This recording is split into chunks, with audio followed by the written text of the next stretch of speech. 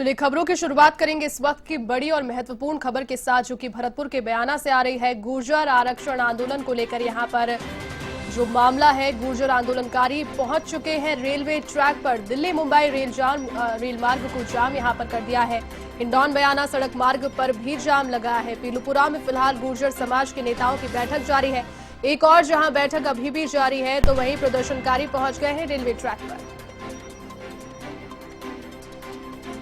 चलिए अधिक जानकारी के साथ सहयोगी दीनू पाराशर फिलहाल फोन लाइन पर जुड़ चुके हैं। दीनू, जो लगातार बातें हैं गुर्जर प्रतिनिधियों के द्वारा वो एक और जारी है, और दूसरी ओर जो प्रदर्शनकारी है उनका हल्ला बढ़ता जा रहा है रेल मार्ग और सड़क मार्ग पर। क्या पूरी अभी जानकारी, कैसी स्थिति वहां पर? जैसे आपको मैं बताना चाहूंगा कि पीलूपुरा के पास में जो दिल्ली मुंबई रेल मार्ग है, इसको गुर्जर समाज के लोगों ने बिल्कुल जाम कर दिया गया है। गुर्जर समाज के लोग रेल की पटरियों पर जम गए हैं। और सड़क मार्ग की बात करें तो बयान हिंडौन सड़क मार्ग भी यहाँ पर बिल्कुल जाम कर दिया गया है।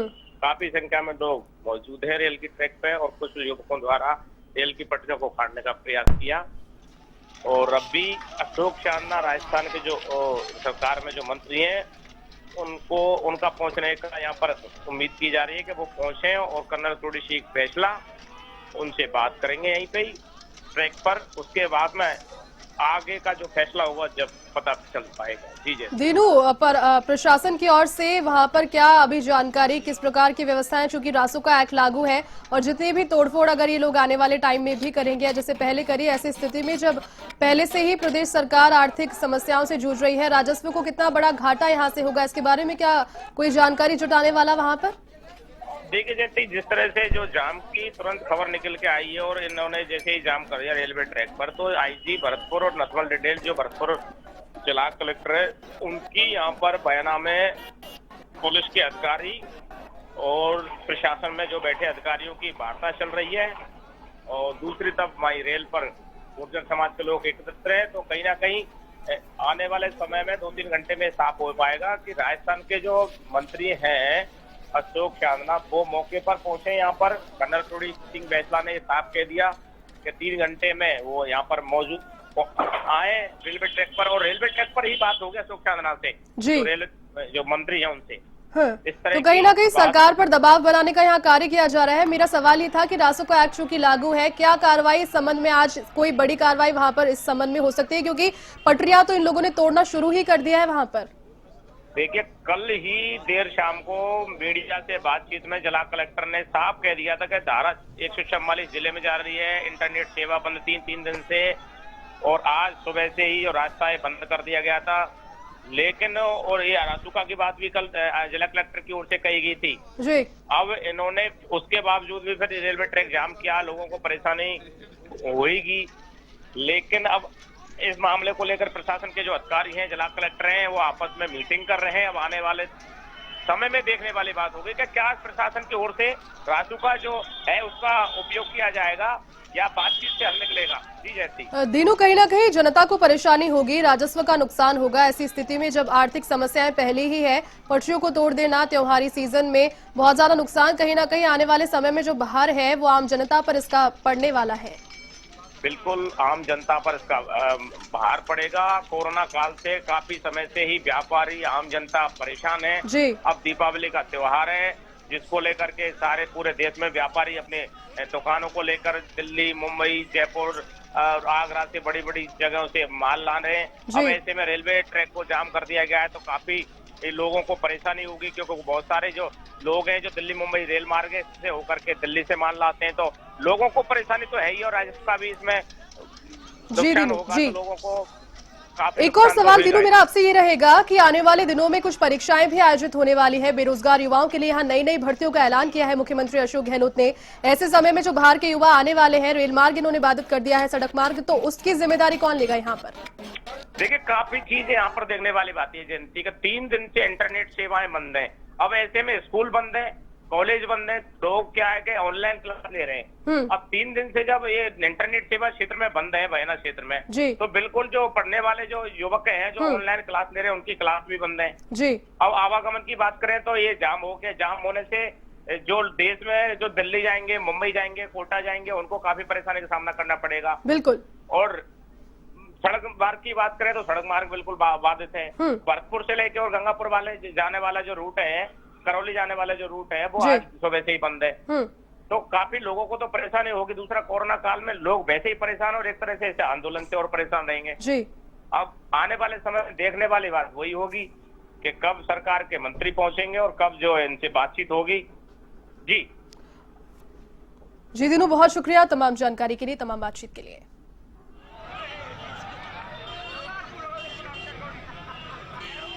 तो गुर्जर आरक्षण आंदोलन की जो चिंगारी है वो यहाँ पर शुरू हो चुकी है।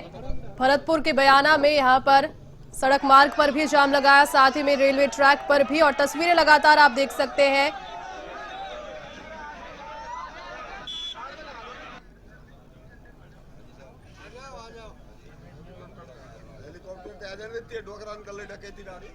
आप देख रहे हैं एक बार गुर्जर आंदोलन फिर आंदोलन की ओर आगे बढ़ रहा है। पूरा गुर्जर समाज सरकार की कार्यप्रणाली के खिलाफ आक्रोशित है। अपनी मांगे नहीं मानने के कारण गुर्जर समाज एक बार फिर पटरी पर आने को मजबूर हो गया है। जैसा कि आप देख रहे हैं, पूरी तरह से रेल यातायात बाधित कर दिया गया है और सड़क मार्ग भी पूरी तरह से अवरुद्ध कर दिया गया है। गुर्जर समाज पूरी तरह से कर्नल बेसरा के नेतृत्व में अपना आंदोलन आगे बढ़ा रहा है। A1 टीवी के लिए जयप्रकाश शुक्ला, पीलूपुरा। और चलिए नगर निगम चुनाव 2020 से जुड़ी हुई बड़ी खबर फिलहाल आपको बता दें। बड़ी खबर जो संबंध में सामने आ रही है, नगर निगम चुनाव 2020 से जुड़ी हुई। तो नगर निगम चुनाव में दूसरे चरण के मतदान का समय खत्म हो चुका है। 5:30 बजे तक जो वोटिंग की समय निर्धारित किया गया था वो खत्म हो चुका है और अब लाइन में जो मतदाता पहले से लगे हुए हैं उन्हें निराश करके वापस नहीं भेजा जाएगा। उनके मतदान को यहां पर वोट वो कास्ट कर पाएंगे। जयपुर ग्रेटर, जोधपुर दक्षिण और कोटा दक्षिण में मतदान हुआ। दोपहर 3 बजे तक 47.60% जो मतदान है वो हुआ। जयपुर ग्रेटर में 45.83%, जोधपुर दक्षिण में 50 कुछ प्रतिशत यहाँ पर, कोटा दक्षिण नगर निगम 51.20% यहाँ पर जो मतदान है वो संपन्न हुआ और 3 नवंबर को मतगणना के बाद काफी हद तक स्थिति स्पष्ट हो जाएगी।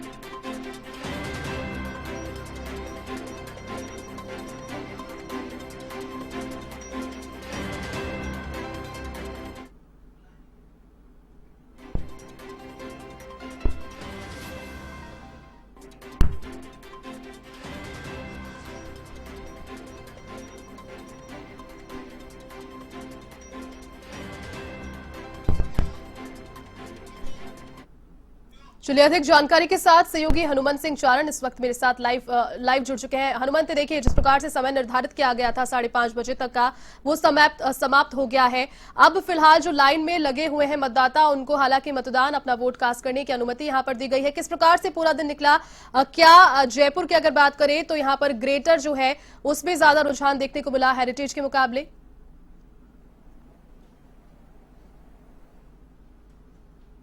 5 बजे वो खत्म हो चुका है, लेकिन जो निर्वाचन विभाग की गाइडलाइन है उसके मुताबिक जो है जयंती, मतदान का जो समय निर्धारित किया गया था 5:30 बजे वो खत्म हो चुका है, लेकिन जो निर्वाचन विभाग की गाइडलाइन है उसके मुताबिक, यानी मतदान का जो समय है उसके अंदर अगर कोई व्यक्ति मतदान परिसर के अंदर आ जाता है तो उसको मतदान जो है संपूर्ण कराया जाएगा। तो ऐसे में जो अंदर लोग आ चुके हैं उनका अभी मतदान चल रहा है। इसके अलावा जो कोरोना पॉजिटिव है उनके लिए मतदान का समय जो रखा गया है उसमें वो लोग अभी मतदान, कुछ वार्डों में मतदान केंद्रों पर जो है मतदान कर रहे हैं। तो ऐसे में जो है इस बार ग्रेटर के चुनाव की बात करें तो ग्रेटर में कुल 150 जो है वार्ड थे।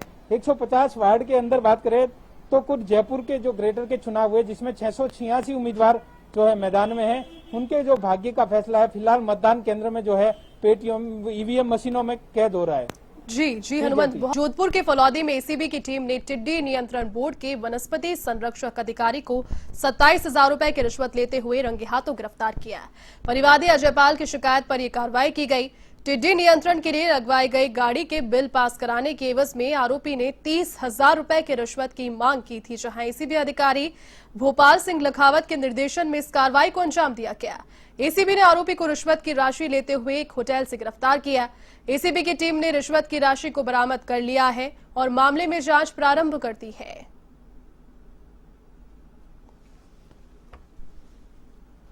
तो जोधपुर के फलौदी में एसीबी की टीम की बड़ी कार्रवाई यहां पर रही।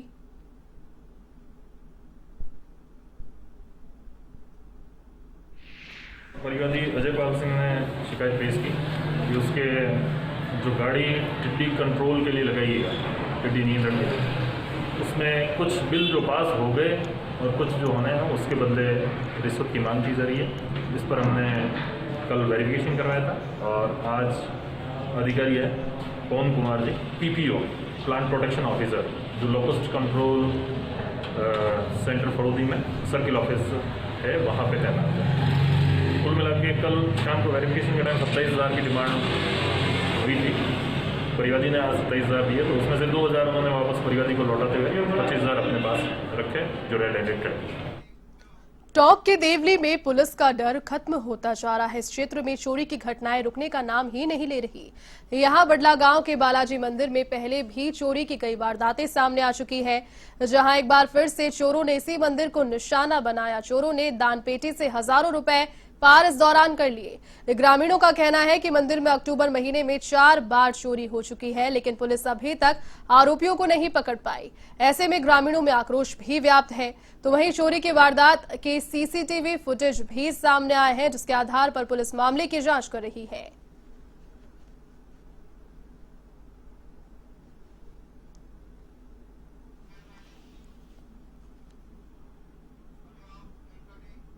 चूरू के तारानगर स्थित चंगोई गांव में रहने वाले एक युवक की हत्या का मामला सामने आया। दरअसल भवानी सिंह अपने खेत पर रखवाली करने गया था, जिस दौरान बेरहमी से उसकी हत्या कर दी गई।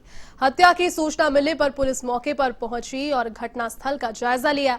पुलिस ने बताया कि युवक के गले और चेहरे पर भारी वस्तु से हमला किया गया। फिलहाल पुलिस मामले की जांच में जुट गई है।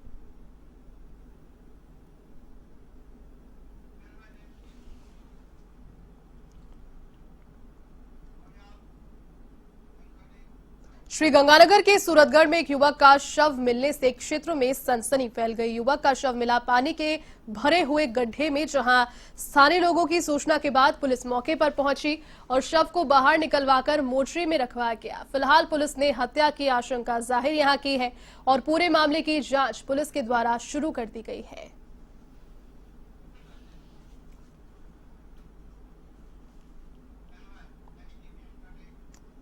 अजमेर के रामगंज थाना क्षेत्र में महिला का शव मिलने से सनसनी फैल गई। मामले की सूचना पाकर पुलिस मौके पर पहुंची और शव को मोर्चरी में रखवाया। इस दौरान पुलिस ने शव की शिनाख्ती सांसी बस्ती निवासी चंपा के रूप में की है। पुलिस के अनुसार शनिवार को मृतका के परिजनों ने उसके गुमशुदगी की रिपोर्ट दर्ज कराई, जिसके बाद से ही पुलिस उसकी तलाश में जुटी हुई थी। आपको बता दें कि इसी बीच ट्रांसपोर्ट नगर में चंपा का शव मिलने से परिजनों में कोहराम मच गया। पुलिस के अनुसार मृतक के हाथ पैर बंधे हुए थे। ऐसे में पुलिस ने हत्या का संदेह जताते हुए इस पूरे मामले की जांच प्रारंभ कर दी है।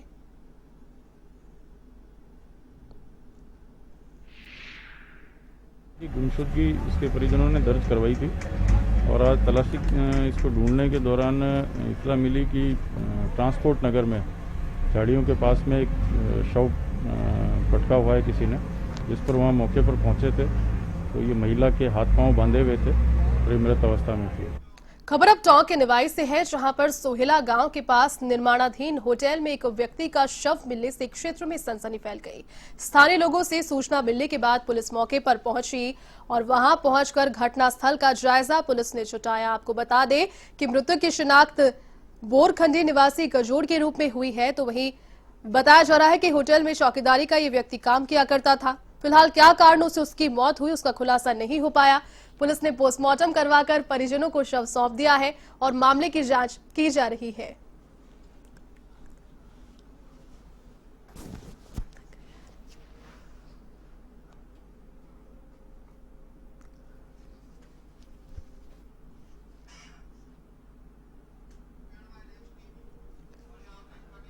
अब खबर बारां के शाहबाद से है, जहां ग्रामीण अपनी जान जोखिम में डालकर खदानों से मिट्टी खोदने में लगातार लगे हुए हैं। यहां पहले भी मिट्टी खोदते समय कई हादसे हो चुके हैं, यहां तक कि कई लोगों की मौत भी हो चुकी है। बावजूद इसके प्रशासन इस और कोई ध्यान नहीं दे रहा, ना ही लोगों की सुरक्षा के लिए कोई कठोर कदम उठाया गया है।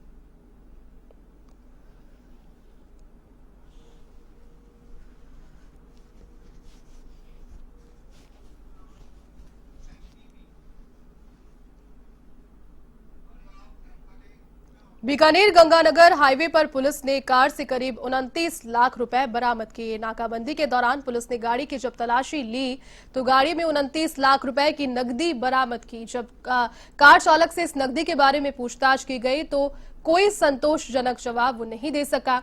जामसर थाना पुलिस ने ये कार्रवाई की। साथ ही आपको बता दें कि राशि गंगानगर से बीकानेर लाई जा रही थी। पुलिस ने इस दौरान गाड़ी को जब्त कर लिया और पूरे मामले में जो तफ्तीश है वो शुरू कर दी गई है।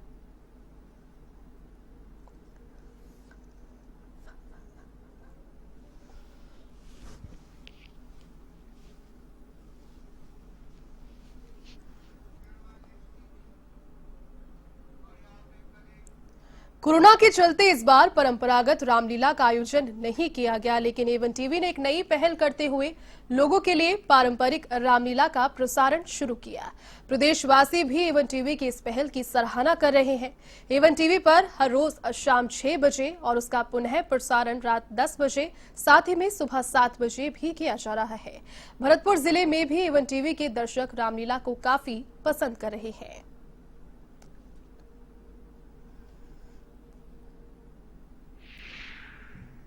बहुत ही सराहनीय जो काम हो रहा है वो है एवन टीवी पर जो रामलीला का दिखाना। हमने लॉकडाउन में भी रामानंद सागर जी की रामायण देखी थी, बहुत अच्छा लगा। लेकिन जो रामलीला का भी एक अपना एक आनंद है। हम सार्वजनिक स्थानों पर वो कार्यक्रम देखने जाते थे, लेकिन कोरोना महामारी के चलते वो कार्यक्रम हम नहीं देख पाए।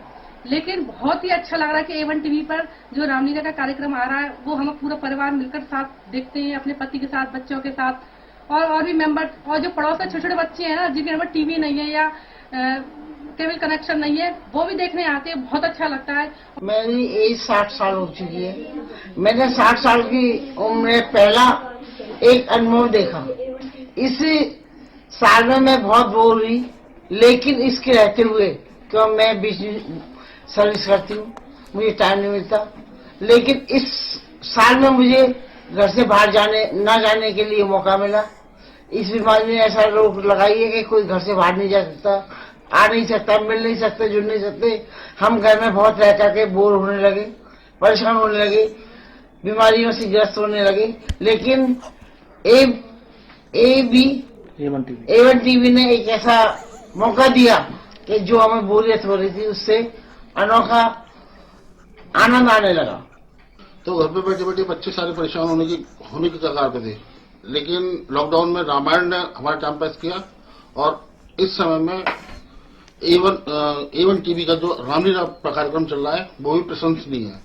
इसके सभी पात्रों ने अपना एक अजीब ही अनुभव दिखाया है। पात्र अपने कैरेक्टर में थम के अपना किरदार निभा रहे हैं, उसको देखने में हमें काफी मजा आता है। अब खबर पाली के देसूरी से है, जहां पर राजस्थान राज्य विधिक सेवा प्राधिकरण की ओर से आयोजित ऑनलाइन नालसा विधिक सेवा शिविर में म्हारी योजना म्हारो अधिकार का समापन हुआ। इस दौरान लोगों को जन कल्याणकारी योजनाओं की जानकारी दी गई। साथ ही आपको बता दें कि इस दौरान करीब 2400 लोग इस योजना से लाभान्वित भी हुए। इस समापन समारोह में तहसीलदार माधुराम पुरोहित, नायब तहसीलदार ईश्वर सिंह, पुलिस निरीक्षक सुरेश चौधरी समेत कई लोग उपस्थित रहे।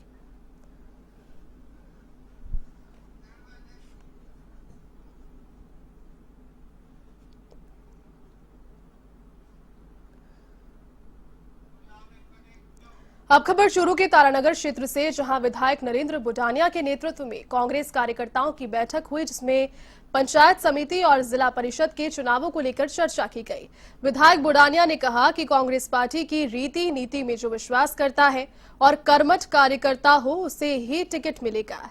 इस अवसर पर प्रत्याशियों ने टिकट के लिए आवेदन किए।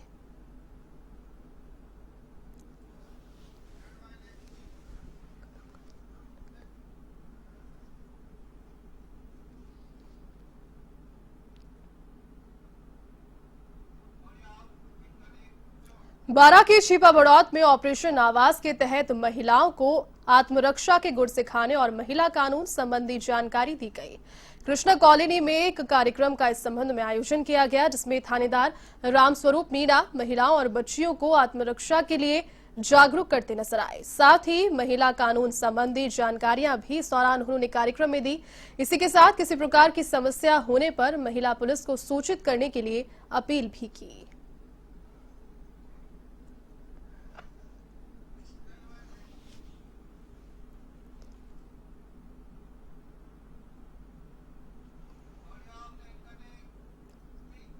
पाली के सुमेरपुर में नेत्रा के पास 3 ट्रकों में भिड़ंत हो गई। इस हादसे में 2 लोगों की मौके पर ही मौत हो गई, जबकि 2 लोग घायल हो गए। इस घटना के बाद ट्रकों में आग जहां लग गई, सूचना के बाद मौके पर पहुंची दमकल ने आग पर नियंत्रण पाया, जिसके बाद शवों को बाहर निकाला जा सका। पुलिस ने बताया कि जोधपुर के सांवला कला गांव का निवासी हनुमान राम और धनाराम नासिक से टमाटर लेकर श्री गंगानगर की ओर जा रहे थे, जिस दौरान नेत्रा के पास के ट्रक पंचर हो गया, जिससे हनुमान राम का ट्रक आगे वाले ट्रक से जा भिड़ा, तो वहीं पीछे से आ रहा ट्रक भी दोनों ट्रकों से टकरा इस दौरान किया। इसमें हनुमान राम और धनाराम की मौके पर ही मौत हो गई, साथ ही में 2 लोग घायल हो गए। इसमें से एक घायल को जोधपुर के लिए रेफर किया गया। फिलहाल पुलिस ने मामला दर्ज कर मामले की जांच प्रारंभ कर दी है।